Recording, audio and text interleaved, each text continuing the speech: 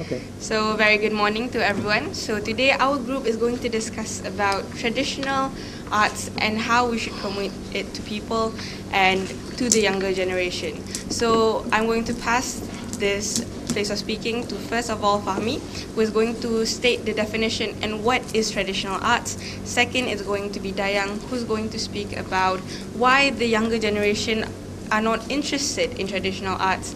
And third, Nishalini, who's going to explain how we're going to promote traditional arts to the younger generation. And final, I will be talking about what will happen if these younger generation do not know and do not continue this beautiful tradition that we have in Malaysia today. So I'm going to pass this to Fahmi first. So, very good morning. Let's look at what art is in terms of definition. It is something that intrigues the persons through its visual or auditory sensation and really stroke the feelings of emotion within them. And when we look at art, it doesn't necessarily mean you look at painting and you look at painting, you classify them as art. But there's also various different sort of art, as music, or literature, even food. Sometimes, the form of food itself, the way you look at it, if it intrigues you in sense of emotions, it intrigues happiness, joyful, or something like that, it could actually be called an art. Well, let's look at what traditional art is. It's more towards on the sense of it has that special, unique characteristics or design or anything that really pops out into mind when you think of certain races, group, or belief. For example, in Malaysia, we really specialize in something in crafting, silversmithing, and fruit creation, something like that. So that is, I think, what I can say about what definition is for traditional art, and we Malaysian have been very successful have a long history of traditional art in our country. Even back in the old century, we are still preserving those kind of arts today. So I'm just going to pass on this conversation to my friends. Okay, thank you, Fahmi. Now let's ponder about why the younger generation doesn't have any interest in traditional art. Usually, the teenagers, the younger generation, are more likely to do something that trending, such as they are more like to do some West culture, like wearing tattoo and so on. But with traditional art, when they wearing like baju kurung or wearing baju Melayu, to them it's just like an old generation who should wear that. They should not wear that to them, and they are more likely to love other cultural attire, such as the Korean hanbok. They are more likely to wear that because to them, oh my God, it's too beautiful and it's trending right now to wear the Korean attire. And when they say that the traditional art, they say that, oh, it looks like, oh my God, it's too old. Why should I wear that kind of attire? It's now in 21st century. And they also, the parents doesn't encourage their child to wear this kind of attire. They say that we are in this era, why should we wear something old like this? We have to wear like something that up to date. Okay, so that's why the younger generation doesn't have any interest in the traditional art. Now I will pass to my friend. Thank you, Dayang. Now I'm going to tell about how to promote traditional art. First of all, to promote traditional art, our parents should be more responsible. They should encourage their children to wear traditional costumes so that their children will at least have a slight interest to wear it. Then nextly, the government should also do exhibitions related to traditional arts. Like they should exhibit traditional art and paintings in museums, and also have competitions that are related to traditional arts, like traditional arts costume competition, and then traditional arts drawing competition, and so on. And nextly, the school authorities should also encourage the students to love or to admire traditional arts. Like they can also have motivational camps, speeches, or even lessons that can teach students about traditional arts. This will allow them to have interest or even love traditional arts. Moreover, the teenagers can read about traditional arts in the website, there are a lot of news about traditional arts and why they should love it. So teenagers are supposed to be more responsible so that our traditional art would be preserved and our coming younger generation would also learn about it. That's all from me. Now I will pass it to Last of all, I'll be speaking about the effects if the younger generation do not practice and do not understand these traditional arts. So I really believe in the Malay proverb of biar mati anak, jangan mati adat. This is because we see that every single traditional art brings a part of our culture, a part of our heritage. For instance, Malay tradition. We are supposed to be very conservative people, people who are very heavy on moral values and things like that. So when we see the disappearance of traditional arts in the soul of our younger generation, but then we can clearly see the difference between the older generation and the younger generation. We see the difference of moral values. What's important to them is not so important to us now. So what I have to say is that with the disappearance of this traditional art, then you will automatically see the difference between who we are supposed to be and who our younger generation are going to be when they grow up. It is very harmful because I believe that in every culture we do have our specialty. And for instance, for the younger generation now, if everyone is going to become just like how Westerners are, following the Western culture, then the entire world is at one point going to follow Western culture, hence leaving every single other tradition, heritage and culture in the past.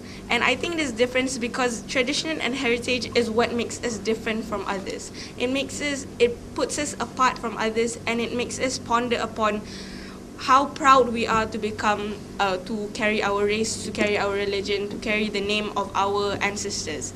And that's why I think traditional arts plays an important role. I mean, how many youngsters know how to make a ketupat? How many youngsters know what a wow bulan is? How many youngsters know how to play traditional games like top and congkak?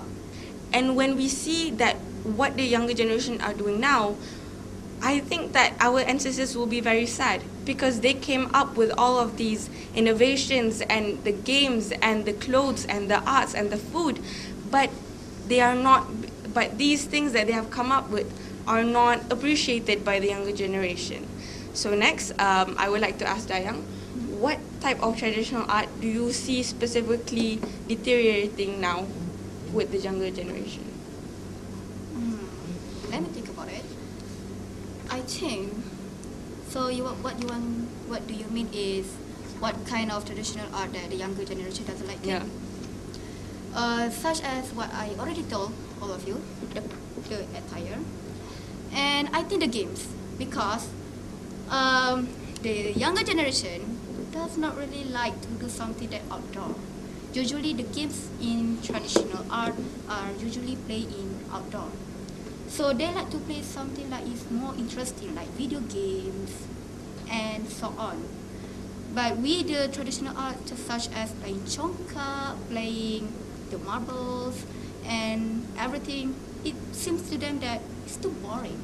They want something that more challenging. In video games, there are so many levels that we can play, and that many kind of games, so they are very more interested playing video games. I think that's all from me. So, excuse me, I'd just like to clarify something.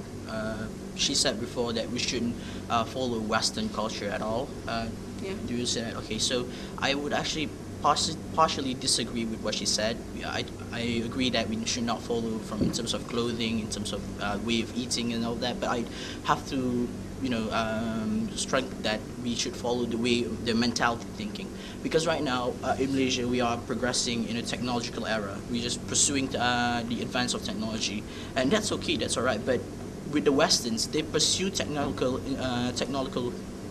advance, but at the same time they still believe in the importance of liberal and arts.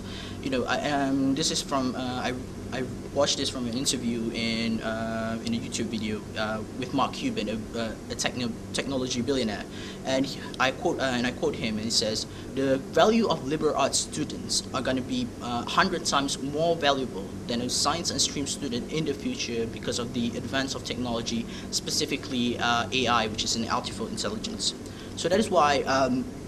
For us, we pursue technology too far that our mentality of thinking is we abandon or decide that, okay, for now, traditional art, not for now, maybe forever, we're saying that traditional arts or arts itself is quite useless.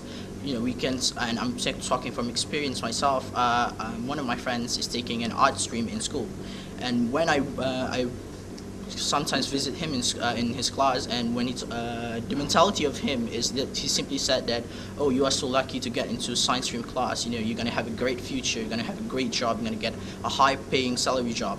And for me, like, that is not true at all. Like, you can still make money from art, you know, you can be a designer, you can design your own clothes, but because of the mentality that some people implemented to these students, you know, it's not the students' fault that they are not interested in arts at all. It is more towards on the way of our people mentality works on why art is important. They told them, okay, when you are in school, I don't know about other schools, but in public schools, mostly people will say that science stream class is on top of the class, is the hope of the school, is the one's going to bring fame to the school. And these people, students who are in the art streams class, all of them is just like cast abandoned and not being cared at all, and not being said that you are going to be successful being in art. They always told you that, you know, to be successful in a context where they don't really, you know, say it out loud. It's more towards on hidden message saying that if you want to be successful, you need to be something that with high paying job and, you know, easy job, something like engineer, scientist, and something like that. And then the subject that means teachers in art is more towards on Western culture. You can really see it. So that's why I actually agree a bit, like partially agree that we shouldn't follow Western culture. So I think, you know, the things that is should taught in art should be a mix of it. It's just traditional art and then modern art, like we learned from, you know, Europeans, Americans, and all that. So that is what I like to qualify for now. Yeah, and I agree with him by saying that we cannot move forward without looking from where we are. And that is very important because we cannot expand and we cannot innovate without already something there for us to add upon. And I think it is very important for us to actually make the art stream students feel very special, because what they are doing, just because it's not science, doesn't mean it's easy. And I think these are the people who are the hopes of the country in bringing back our traditional arts, our traditional heritage. And I'd also like to ask Nishalini, do you have anything more to add, like any social issues about traditional arts? Yes. If the younger generation doesn't follow our traditional arts, they are going to end up in following other cultures, and they're just going to totally forget their past, and they'll have a new future, but still they won't have something special from others because they've already forgotten their arts, their original tradition. And the older generation should also be strict to their grandchildren or their children so that they still follow their culture. And the social media should also play an important role to promote traditional art. People should write essays or do videos regarding to traditional art so that people look at them and get slightly entertained so that they will have interest in it. This can help to promote traditional arts among the younger generation, because the younger generation are usually spending more time in social media. So if they watch it, they'll have more interest in it. Actually, I want to add something. I very agree with both of them statement about the art class. Based on my experience, usually students in art class, they will be so embarrassed to talk with students in science class. They say that they are not the same standard like them. But they should be lucky because not everyone have a talent in traditional art. Not everyone can draw, not everyone can design something. So it's just that, and after all, not every student in science class can be very successful in the future. Maybe some students in the art class who will be more successful than students in science class. After all, now government is trying to attract the students' attention who is very good in drawing, who have great talent with this traditional art, to join and to help the government to promote our traditional art in global stage. And by the way, I think for the parents, they should be proud that their children are very good in art. They should be embraced. If someone asks, "Hey, what is your children's class?" Or she's not very intelligent, I don't want to tell about her class. But I think it's better for them to say, "Oh, my children is in art class. She's really good in drawing, you know." They should be proud because not everyone, that's what I said, not everyone has a talent. Everyone has their own specialty, and we should be proud of it. And that's all for me. Yeah, I think when Dayang spoke, I remembered something, and it's about how even the older generation aren't proud about our traditional culture. So the problem isn't just specifically in our younger generation, but there are even adults who think that arts, traditional arts even, is a waste of time. And it's more towards technology, innovation, education, how you should get a scholarship, science, and things like that. But it's the values that are passed down generation by generation. And we see that there are glitches happening all around in the hierarchy, and I think that if we really want to get to the source, it's the people above the younger generation who do not stress on the matter enough. And does anyone? Yeah, I want to add something. I would just like to quote Oscar Wilde by saying that he says, "All art is quite useless." But I would like to draw attention to the word "quite." It's meaning that even for him, who is a very very intelligent person, for him to define art as something that is completely useless is going too far for him. So I would just like to go back to what Dayang said earlier about how teenagers are following trends, and the question is, if we want to expose our youngsters to this sort of traditional arts, then how about making batik a famous brand, not famous brand, famous products around the world. I actually got the inspiration for the first question, the batik questions actually. So it simply said that we should make batik something that is really a global scale, so that when teenagers sees that foreigners sharing this, wearing batik, it's just like, oh, this is the trend of the day, I will start wearing it. But we're not going to just make this a trend. We'll make this a trend that lasts forever. First of all, we need.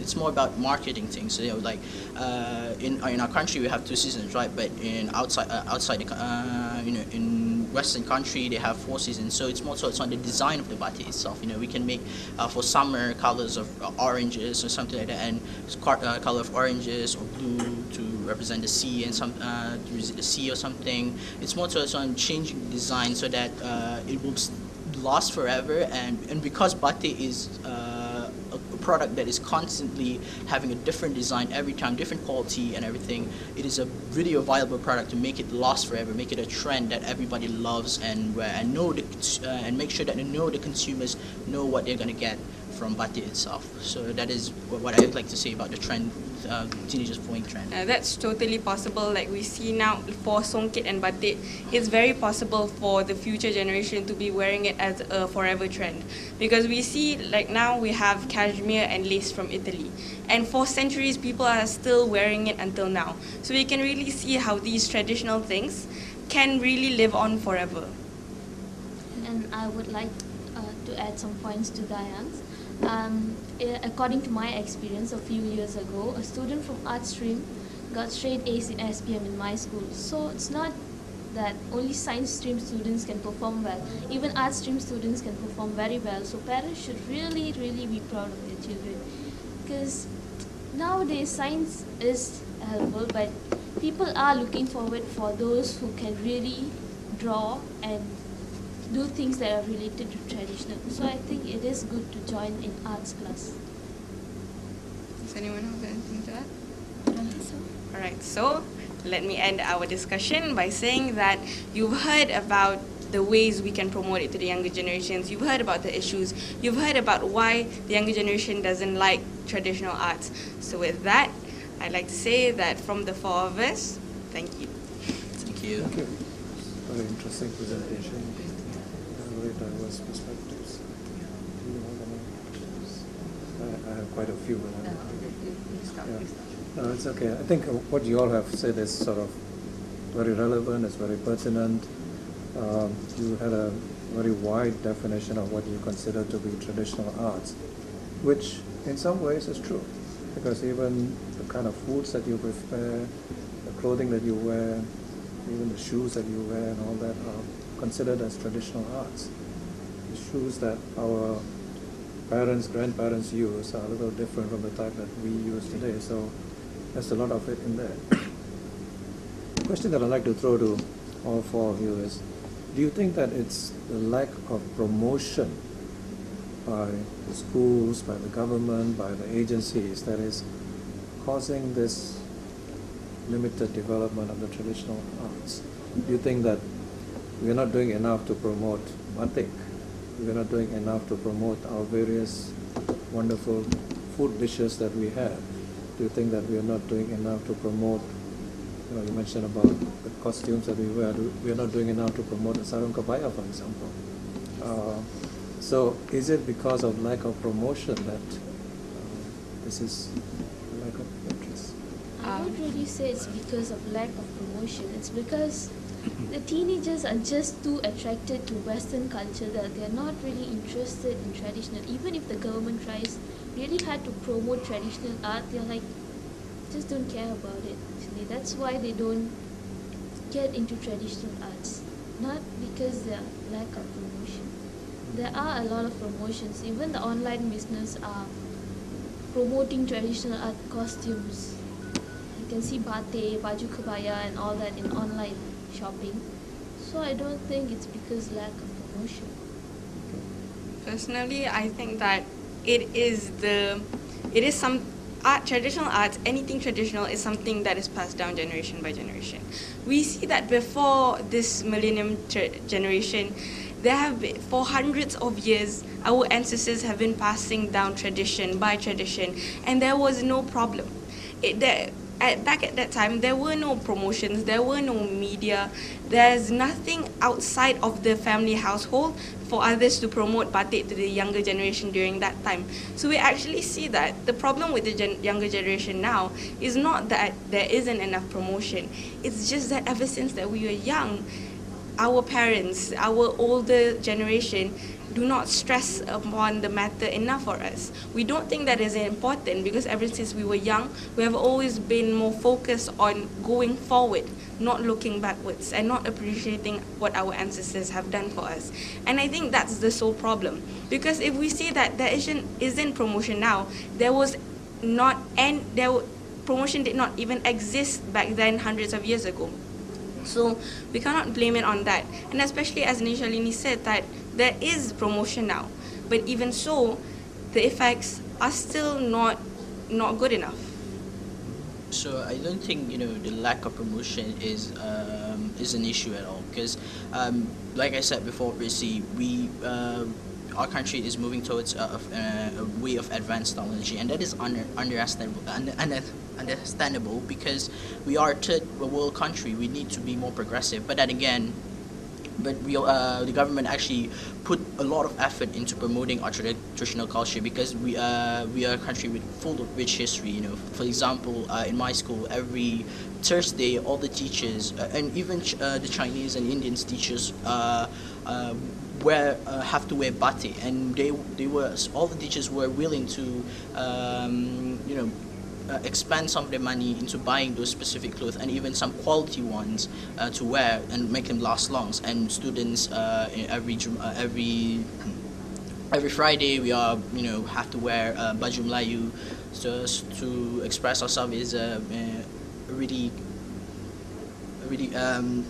it is Friday. It is considered a holy day for Muslims, and also it is not about it all comes down to the human nature itself, whether or not we want to accept traditional culture. And to change someone is not entirely possible because to each his own. You have to really understand and know the social value of what traditional art brings to you. It helps you to identify yourself and makes yourself proud to say that I am a Malaysian and I have traditional arts, a traditional culture that I am proud of, and I can boast about it. I can flamboyant about it, and that is it. It's more towards on people's nature, people's mentality of whether or not to accept it. So that is my opinion on that. I want to add something. I totally agree with her statement of parents not stressed about the traditional art, because parents nowadays are more focusing in their modern lifestyle.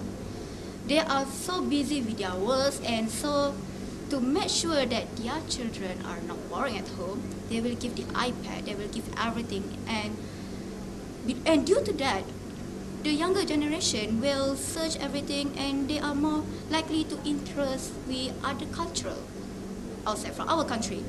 And sometimes parents are too shy to wear something traditional costume because they think that they are too busy with that. They have to do a lot of work and they don't have any time to wear that kind of costume. And they say that it's not suitable to wear that costume to go to their work. But actually, it's suitable. It's our identity. Why we have to be shy about it? It's our identity. Our Malaysia is so unique other than other country. The other country doesn't have any traditional art like us. So why do we have to be embarrassed about it? That's all. I think something about her was that it just reminded me about why a young generation is so enticed by the Western culture is because let's see America. They don't have cultural traditions. They don't have it. And because they don't have it, we don't feel the need to have it as well. We have it, but just because we don't see them practicing their own cultural tradition, we don't think about our own.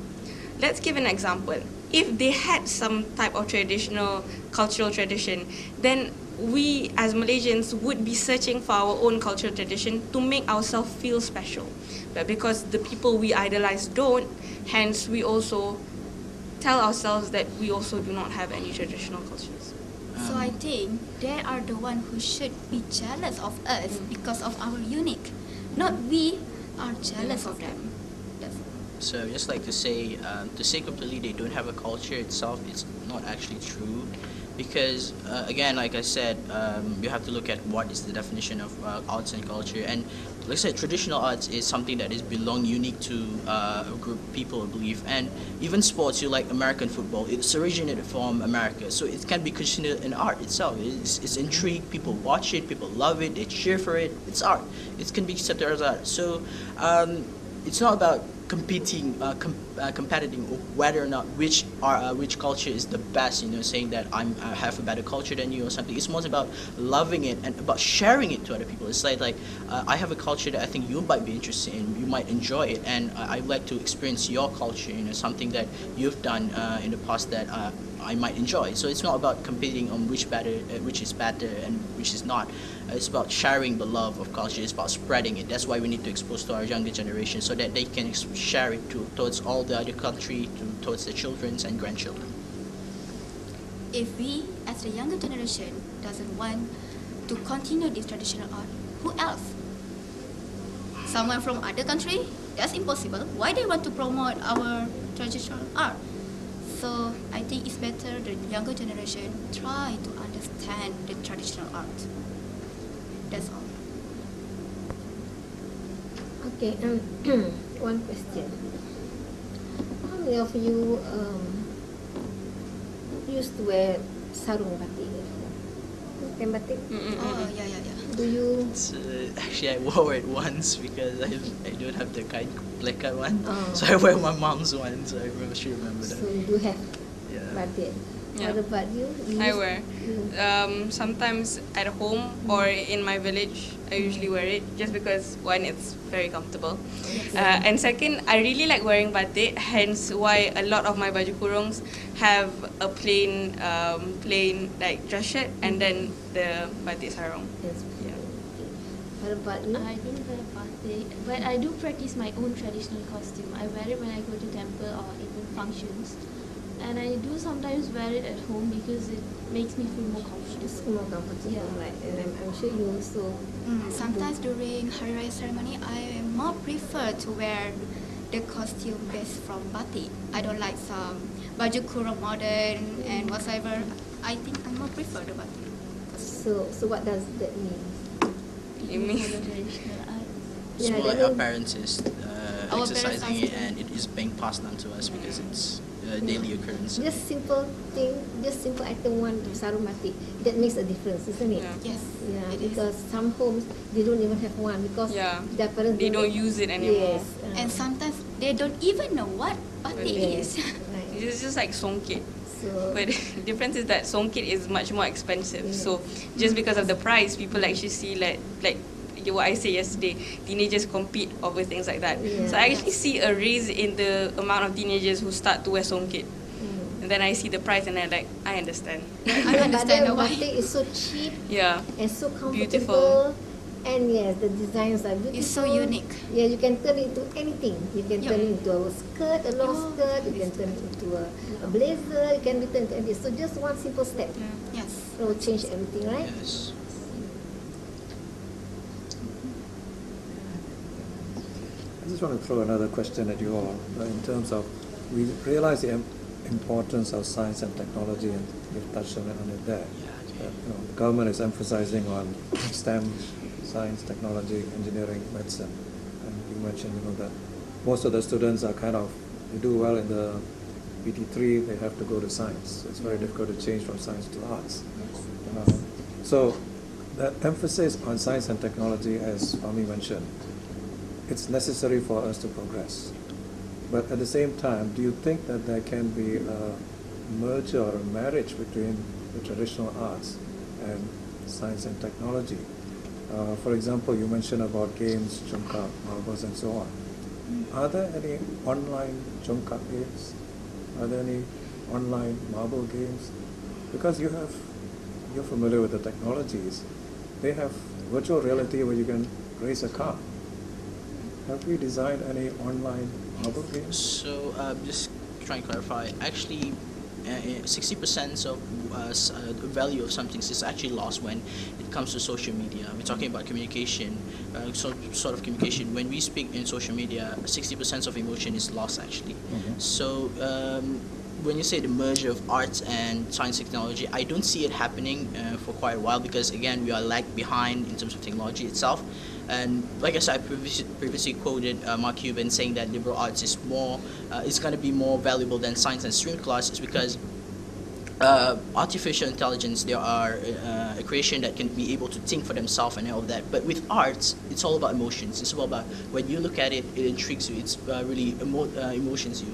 So when you play Chongka, for example, when you play Chongka in real life, it's really just the emotion itself and the fact that you are beating your friends, that really just emotion. But when you play in a computer, it's more like going against an AI in a computer. It doesn't have that same feeling, so to say. It doesn't have that emotion saying that, oh, I'm really beating someone, or I'm really enjoying it. I don't feel it. I'm just like clicking right here like a zombie, just doing something like this. It's just not really that fun at all. So the merger between arts and technology is not, for me, I'm not seeing it. I'm not denying the possibility that it might happen. But for now, in Malaysia, it's best to separate those separate those two so that each can advance at their own pace. And then when one reached its point, we just wait for another, and then that's when we merge it. But for now, it's just really separate those two. Yeah, like for me, I kind of disagree with him by saying that I do see it happen in the near future, but do I disagree? Do I agree with it? No, I completely disagree with just the same reasons as him, that our traditional arts is the actual feeling of doing things like that. That's why when we see Chinese playing mahjong, it's different from when we click on the mahjong game. It's different. Even if I play mahjong online, doesn't mean I understand how to play mahjong in real life. So in the end, if we incorporate games like marbles or chongkak in virtual reality, then what we're going to do is we're just going to make our fingers more tired.